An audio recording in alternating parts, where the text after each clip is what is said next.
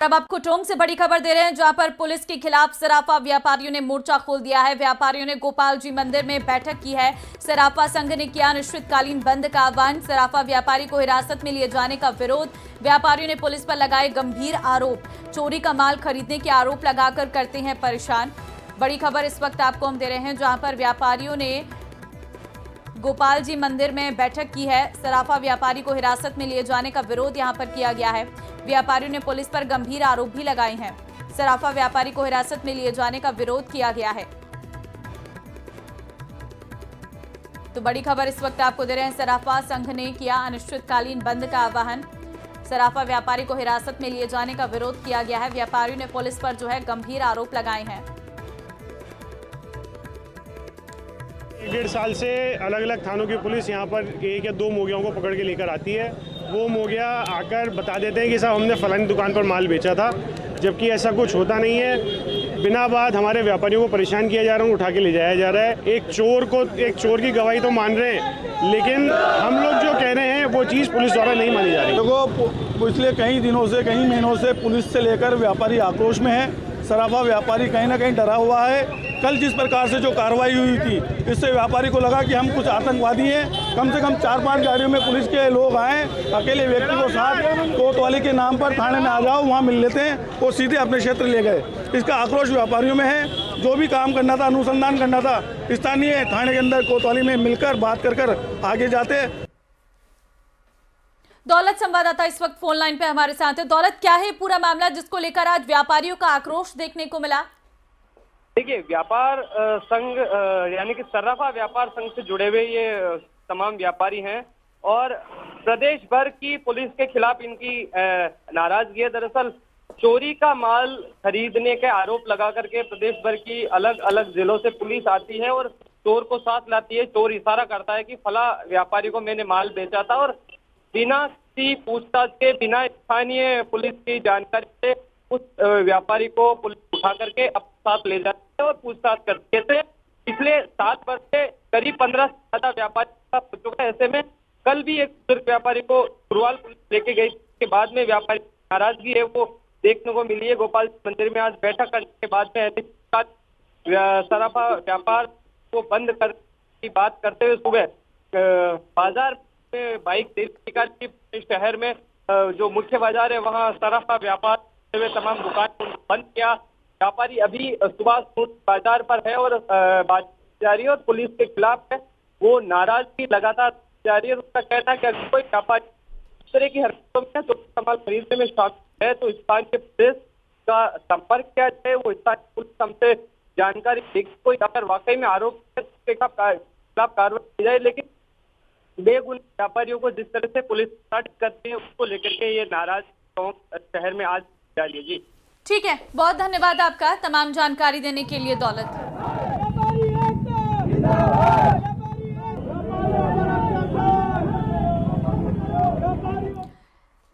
राजस्थान में sleeper bus संचालकों की हड़ताल दूसरे दिन भी जारी है, जिसके कारण प्रदेश में करीब 8000 से अधिक स्लीपर बसों का संचालन ठप हो गया है, जिसके कारण यात्रियों को काफी परेशानियों का सामना करना पड़ रहा है। वहीं इस हड़ताल को बस ऑपरेटर एसोसिएशन राजस्थान ने समर्थन दिया है और ऐसे में स्टेज कैरेज बसें भी 4 नवंबर से हड़ताल में शामिल हो सकती हैं। तो देखिए, जयपुर से प्रतिदिन लगभग 1000 स्लीपर बसें अलग अलग जिलों और राज्यों के लिए रवाना होती हैं, जिनमें करीब 40,000 यात्री यात्रा करते हैं। पूरे प्रदेश में रोजाना लगभग 3.5 लाख यात्रियों की आवाजाही इन बसों से होती है। हड़ताल के चलते अब इन सभी यात्रियों की यात्रा योजनाएं प्रभावित हो रही हैं। बस ऑपरेटर्स का कहना है कि परिवहन विभाग की ओर से लगातार कड़ी कार्रवाई और चालान किए जा रहे। कई बसों के परमिट और रजिस्ट्रेशन को लेकर विभागीय सख्त कार्रवाई बढ़ा दी गई है, जिससे निजी स्लीपर बस मालिकों को आर्थिक नुकसान हो रहा है। निजी बसों की हड़ताल का आज दूसरा दिन है और स्लीपर बसों की तादाद यहां पार्किंग लॉट के अंदर लगातार बढ़ती जा रही है। मैं कुछ तस्वीरें आपको यहां पर दिखाऊंगा जो कल से ज़्यादा बढ़कर सैकड़ों की संख्या के अंदर स्लीपर बसें यहां पर पहुंच चुकी हैं। इनके पहिए लगातार थमे हुए हैं। साफ तौर पर इनका कहना है कि फिलहाल प्रशासन के साथ किसी तरह की कोई बातचीत नहीं हुई है। लिहाजा ये जो हड़ताल है वो अनिश्चित काल के लिए चल रही है। इसका असर ये हो रहा है कि इन बसों के जो यात्री हैं वो रोडवेज की तरफ शिफ्ट कर रहे हैं। साथ ही साथ निजी बसों के जो दूसरे संगठन हैं वो भी अब स्लीपर बसों के साथ हड़ताल में कूदने की तैयारी कर रहे हैं। इनका साफ तौर पर कहना है कि अगर बसें ओवरसाइज हैं, मॉडिफाइड हैं, ओवरलोडेड हैं तो इन्हें पास क्यों किया गया। परिवहन विभाग ने साफ तौर पर परमिट जारी किया था। बसों को देखने के बाद में या तो परमिट जारी नहीं करना चाहिए था, परमिट जारी किया है तो इस तरीके से सीज करने की कार्रवाई करना मनमाना है, मनमानी की जा रही है। फिलहाल जो है किसी तरह की बातचीत आगे नहीं बढ़ रही है, गतिरोध नहीं टूट रहा है। कोशिश ये की जा रही है कि प्रशासन और बस संचालक एक टेबल पर आए, बातचीत हो और इन बसों के पहिए फिर से जो है वो चलने शुरू हो। अब ये गतिरोध और कितने दिन चलेगा ये देखने वाली बात होगी। आज दूसरा दिन है और जो यात्री भार है वो लगातार जो है सरकारी बस स्टैंडों की तरफ बढ़ता जा रहा है। कैमरामैन दिलीप चेची के साथ आसिफ खान, न्यूज़ 18 जयपुर। श्रीगंगानगर सहित प्रदेश भर में शनिवार से शुरू हुई स्लीपर कोच बसों की हड़ताल आज दूसरे दिन भी जारी है। श्रीगंगानगर सहित प्रदेश भर में परिवहन विभाग द्वारा की जा रही कार्रवाई के विरोध में स्लीपर कोच बस संचालकों के द्वारा हड़ताल की जा रही है। गंगानगर से लगभग हर तरफ 150 करीब बसें जाती है। अब एक बस में लगभग 40 सीटर बस रहती है। अब अंदाजा लगा सकते हो कितनी सवारी अप डाउन करती है। और अब सीजन जो चल रहा है, पेपरों का सीजन है, विद्यार्थी भी परेशान हो रहे हैं, सब कुछ परेशान, आम जनता भी परेशान हो रही है। अब एग्जाम चल रही है, उदयपुर, जोधपुर, जयपुर, सब जगह एग्जाम है। टोटल अब सवारियाँ डेली आ रही है, अभी एग्जाम हम देने कैसे जाए। इस इतने लंबे रूट के लिए सरकार कोई व्यवस्था नहीं करके दे रही है। रोडवेज नहीं है, ट्रेन नहीं है, कोई व्यवस्था नहीं है। राजस्थान में 850 पदों के लिए ग्रामीण विकास अधिकारी भर्ती परीक्षा आज प्रदेश के 38 जिलों के 1570 परीक्षा केंद्रों पर चल रही है, जिसके लिए 5 लाख से अधिक उम्मीदवारों ने आवेदन किए हैं। दोपहर 2 बजे तक परीक्षा आयोजित होगी। अगर राजधानी जयपुर की बात करें तो जयपुर में 250 केंद्रों पर 93,000 से अधिक परीक्षार्थी परीक्षा दे रहे हैं। वहीं कोटा में 88 सेंटर्स पर 28,303 अभ्यर्थी, जबकि करौली में 11 केंद्र पर 4,008 अभ्यर्थी आवंटित हैं।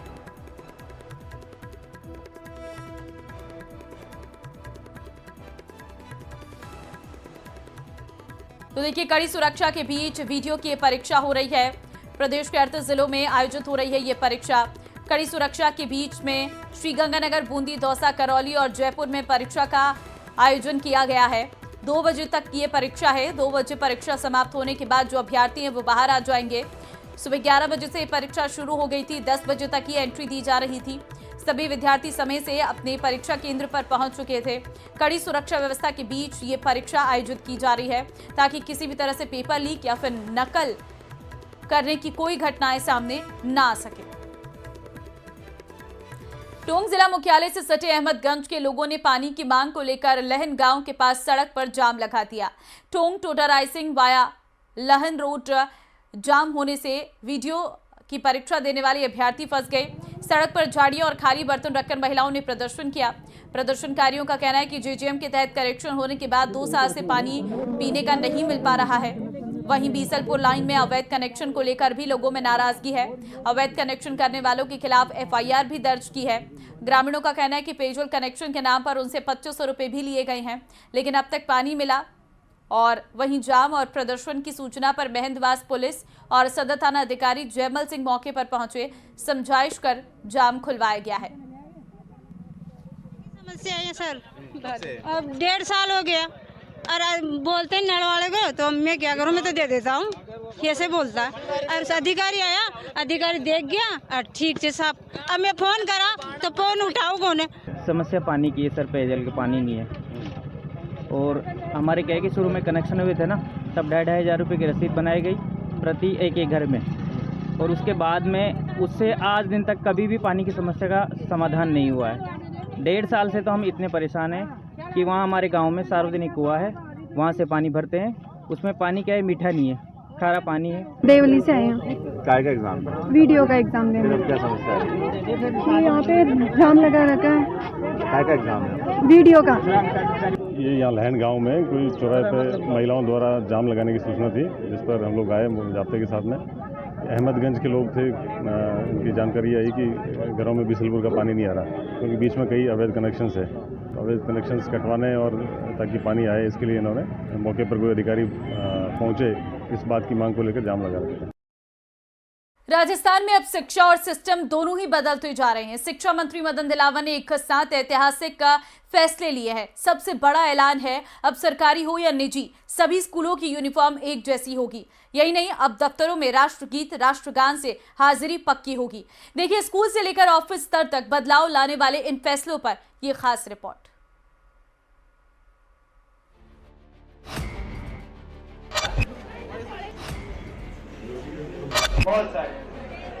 हमने सरकारी विद्यालय और निजी विद्यालयों की यूनिफॉर्म जो कहते थे वह अब एक ही होगी। स्कूल अनेक, यूनिफॉर्म होगी एक। राष्ट्रगान, राष्ट्रगीत, दफ्तरों में नई रीत। राजस्थान में अब एक प्रदेश, एक यूनिफॉर्म को लेकर बड़ा ऐलान हो चुका है। शिक्षा मंत्री मदन दिलावर ने ऐलान किया है कि अब सरकारी और निजी स्कूलों की ड्रेस एक जैसी होगी। शर्ट, पैंट, जूते और स्कर्ट सब कुछ एक ही रहेगा, ताकि भेदभाव की दीवार खत्म हो सके। लेकिन एक बदलाव खास है, ड्रेस कोड में इस बार टाई को कोई जगह नहीं दी जाएगी। हमने सरकारी विद्यालय और निजी विद्यालयों की पोशाक, ड्रेस, गणवेश, जिस अलग अलग नाम से अपने हिसाब से रखते हैं, यूनिफॉर्म जो कहते थे, वह अब एक ही होगी और उसमें टाई को कोई जगह नहीं होगी।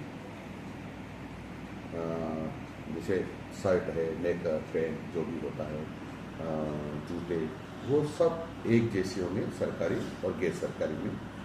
कुछ समय बाद इसके आदेश जारी कर लें। यूनिफॉर्म का ये नियम सिर्फ बच्चों के लिए ही नहीं है, जल्द ही स्कूलों के शिक्षक भी अब एक जैसी यूनिफॉर्म में नजर आएंगे।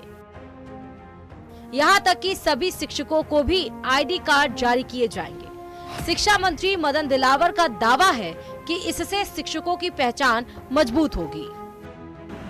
आगे चल करके हम शिक्षकों की भी यूनिफॉर्म तय करने वाले हैं और हमारे अध्यापकों का भी आईडी कार्ड होगा। अध्यापकों के आईडी कार्ड के बाद, यानी परिचय पत्र के बाद, हम उसके आगे जाकर के हम सभी बच्चों का परिचय पत्र लागू करने वाले हैं। इसके अलावा भी शिक्षा मंत्री मदन दिलावर ने कोई और अहम ऐलान किए हैं, जैसे स्कूलों का शैक्षिक सत्र अब जुलाई की जगह 1 अप्रैल से शुरू होगा। सरकारी स्कूलों में अब अटेंडेंस के लिए तकनीक का सहारा लिया जाएगा। स्कूलों में बच्चों के ना पहुंचने पर अभिभावकों को तुरंत मैसेज जाएगा। शिक्षा विभाग शाला दर्पण पोर्टल पर मौजूद डेटा का उपयोग करेगा। राजस्थान के सभी सरकारी और निजी स्कूलों में अब विद्यार्थियों की वेशभूषा एक जैसी होगी। शिक्षा मंत्री मदन दिलावर ने बताया कि लड़कों के लिए कतई रंग की पैंट या हाफ पैंट और हल्के पीले रंग का कमीज होगा, जबकि लड़कियों के लिए हल्के पीले रंग की शर्ट के साथ कतई स्कर्ट या सलवार तय किया गया है। मंत्री मदन दिलावर ने केवल शिक्षा विभाग में ही नहीं बल्कि अपने तीनों विभागों यानी स्कूल, संस्कृत शिक्षा और पंचायती राज तक में बड़े बदलाव किए हैं। दफ्तरों में राष्ट्रगीत और राष्ट्रगान अनिवार्य किए हैं। तीनों विभागों के सभी दफ्तरों में स्कूल, संस्कृति, शिक्षा और पंचायती राज के दफ्तरों पर नियम लागू होगा। दफ्तर खुलने के समय पर राष्ट्रगीत होगा और दफ्तर बंद होने से ठीक पहले राष्ट्रगान किया जाएगा। दावा तो है कि ये फैसले सिस्टम में सुधार की दिशा तय करने वाले होंगे, लेकिन इस पर प्राइवेट स्कूल क्या रुख रखते हैं वो भी देखिए। शिक्षा मंत्री मदन दिलावर का मानना है कि समान यूनिफॉर्म से सरकारी व निजी स्कूलों के छात्रों में समानता, एकजुटता और आत्मविश्वास बढ़ेगा। आगामी सत्र से नियम लागू होगा। साथ ही शिक्षकों के लिए भी ड्रेस कोड पर विचार चल रहा है। नई व्यवस्था से प्रदेश के 1 करोड़ से अधिक विद्यार्थी प्रभावित होंगे। कुल मिलाकर प्राइवेट से लेकर सरकारी स्कूलों तक बड़े बदलाव देखने को मिलेंगे, चाहे स्कूल ड्रेस हो या दफ्तरों में राष्ट्रगान और राष्ट्रगीत। काफी चीजें बदलेंगी। न्यूज 18 के लिए जयपुर से रोशन।